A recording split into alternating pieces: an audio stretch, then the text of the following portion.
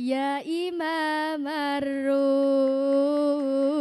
Liya sanadi Allah Allah Ya Rasulullah Anta babullahimu Tamadi fabidunya ya Wa akhirati Allah Allah Ya Rasulullah hud Biadi ya Imam Ar-Rus Liya sanadi Allah Anta babullahimu Tamadi fabidunya ya Wa akhirati Allah Ya Rasulullah hud Biadi Assalamualaikum warahmatullahi wabarakatuh. Salam sejahtera mengatasnamakan cinta yang termulia pengasuh Pondok Pesantren Nurul Qadim, yakni Kiai Haji Hasan Fauzi Hashim beserta segenap duriah Pondok Pesantren Nurul Qadim yang kami muliakan, Kiai Haji Amin Qutbi yang telah berkenan hadir di tengah-tengah acara kita pada malam hari ini. Yang kami hormati jajaran asatid wal asatidah Pondok Pesantren Nurul Qadim dan tak lupa pula sahabat santri yang berbahagia. Malam ini kita merayakan kelahiran manusia terbaik sepanjang sejarah umat manusia yang paling dicintai, yang mana ruhnya telah diciptakan 2000 tahun sebelum Nabi Adam alaihi salam, yakni beliau Nabi besar Nabi Muhammad sallallahu alaihi wasallam. Pada zaman yang luar biasa ini, dunia sedang tidak baik-baik saja.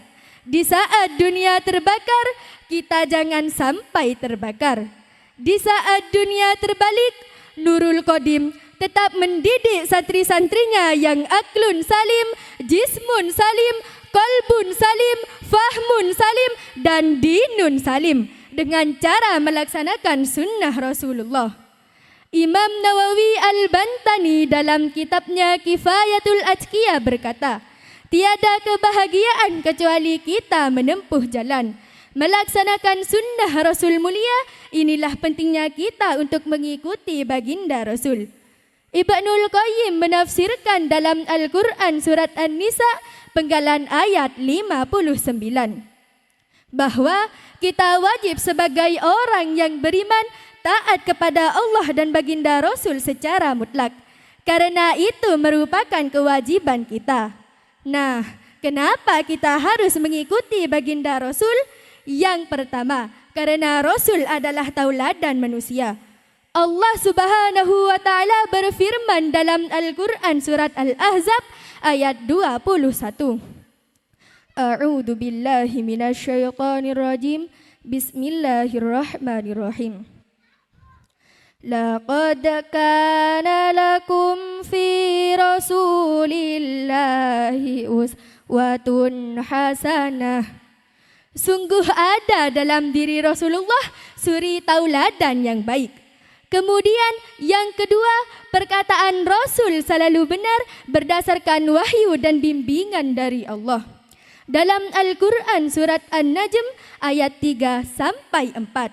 Wa ma yantiqu 'anil hawa in huwa illa wahyu yuha.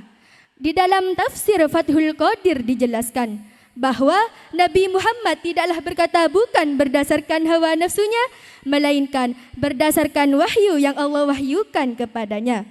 Kemudian yang ketiga, perkataan sebagaimana ayat yang telah saya bacakan di awal, dengan mengikuti baginda Rasul, maka Allah akan mencintai kita. Tidak ada cinta yang paling indah terkecuali kecintaan kita kepada Allah. Dan tidak ada cinta yang paling sempurna terkecuali kecintaan Allah kepada kita. Yang sejati tanpa diminta, yang abadi sampai akhir masa. Dengan mengharap cinta Allah dengan cara taat akan perintahnya. Sahabat santri, lalu bagaimana cara kita untuk mengikuti baginda Rasul agar kita bisa mendapatkan cinta Allah? Yang pertama, mempelajari sunnah baginda Rasul dan mengamalkannya. Dalam hadis riwayat Imam Abu Daud, aku tinggalkan 2 perkara, jika kalian mengikuti keduanya tidak akan tersesat selamanya. Yang pertama, kitab Allah Al-Quran. Yang kedua, sunnah Rasulullah SAW.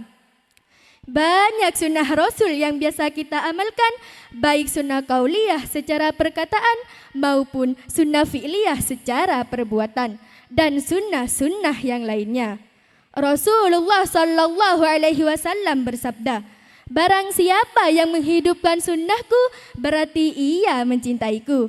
Siapa saja yang mencintaiku, maka ia hidup bersamaku di surga. Hadis riwayat Imam At-Tabrani. Baginda Rasul senantiasa berkata sopan, kadang kita suka berkata kasar.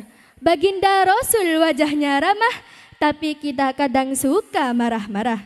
Ingat kata baginda Rasul, sabar, baca Al-Quran dan jangan suka marah-marah. Yang kedua, kita harus mencintai baginda Rasul. Sabda Rasul 3 hal. Barang siapa yang memilikinya, ia akan merasakan manisnya iman.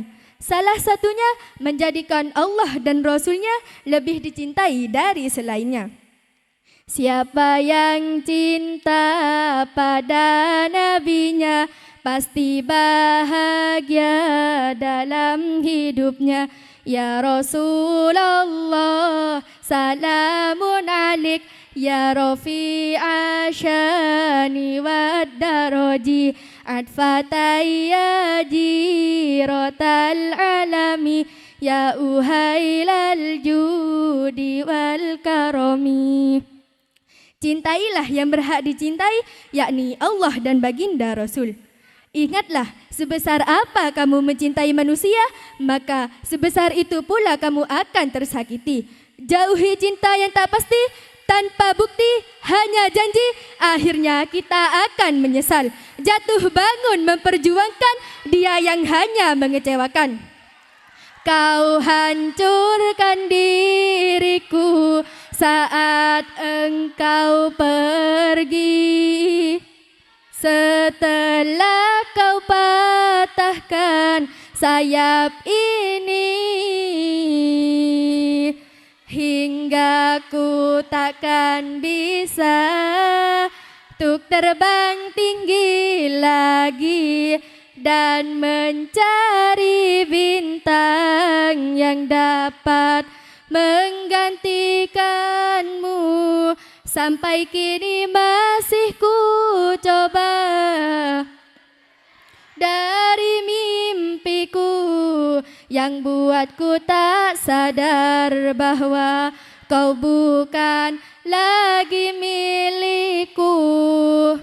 Yang ketiga, contohlah akhlak baginda Rasul. Banyak akhlak terpuji baginda Rasul, seperti baginda Rasul selalu tersenyum dan membuat bahagia sahabatnya.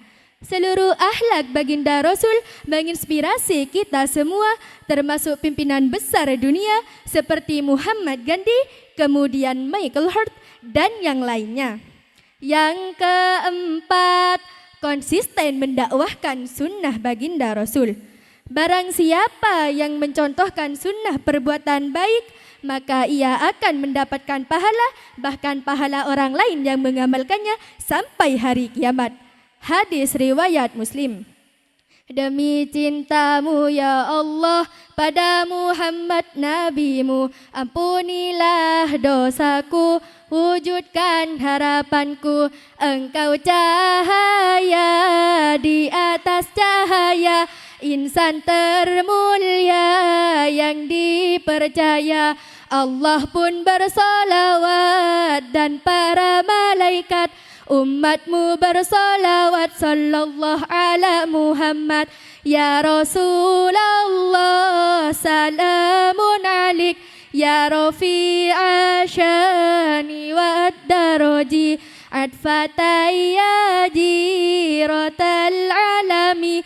Ya uhailal judi wal karami. InsyaAllah dengan kita mengikuti baginda Rasul, hidup kita akan bahagia dunia dan akhirat. Allah akan mencintai kita dan kita tidak akan tersesat. Setuju ya Dek ya?